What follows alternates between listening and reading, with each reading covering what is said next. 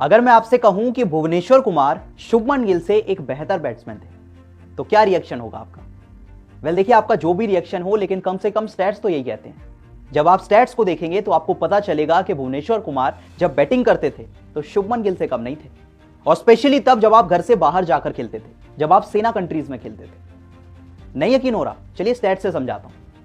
अब अगर SENA countries में बैटिंग की बात करें तो भुवनेश्वर कुमार ने 16 इनिंग्स के अंदर लगभग 400 रन बनाए, 398 to be precise. Bhuvneshwar Kumar ने सेना कंट्रीज में बैटिंग करते हुए 16 इनिंग्स में 398 रन बनाए।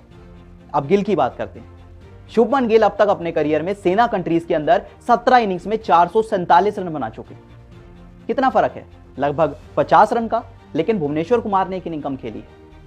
तो अगर भुवनेश्वर कुमार, जो कि टेक्निकली एक गेंदबाज थे, अगर शुभमन गिल के स्टैट्स उन्हीं के बराबर हैं तो यह थोड़ी सी शर्म की बात है। और शर्म की बात यह भी है कि बॉर्डर गावस्कर ट्रॉफी में शुभमन गिल सिर्फ 93 रन बना पाए, लेकिन ऑस्ट्रेलिया टीम के तेज गेंदबाज, ऑस्ट्रेलिया टीम के lead pacer Mitchell Starc 97 run बना गए। वो शुभमन गिल, जिन्हें प्रिंस कहा जाता है, इंडियन टीम का फ्यूचर कहा जाता है, वो ऑस्ट्रेलिया के बॉलर से ज्यादा रन नहीं बना पाए। सेना कंट्रीज में जब स्टैट्स की बात आती है तो आप भुवनेश्वर से पीछे हैं। जब बॉर्डर गावस्कर ट्रॉफी में रन्स की बात आती है तो आप मिचेल स्टार्क से पीछे। ये टेंशन की बात है, क्योंकि आपको तो भाई इंडियन क्रिकेट का फ्यूचर कहा जाता है।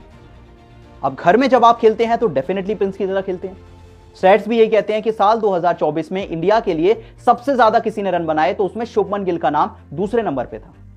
तो रन आपने बहुत सारे बनाए, पर वो तो घर पे बनाए ना।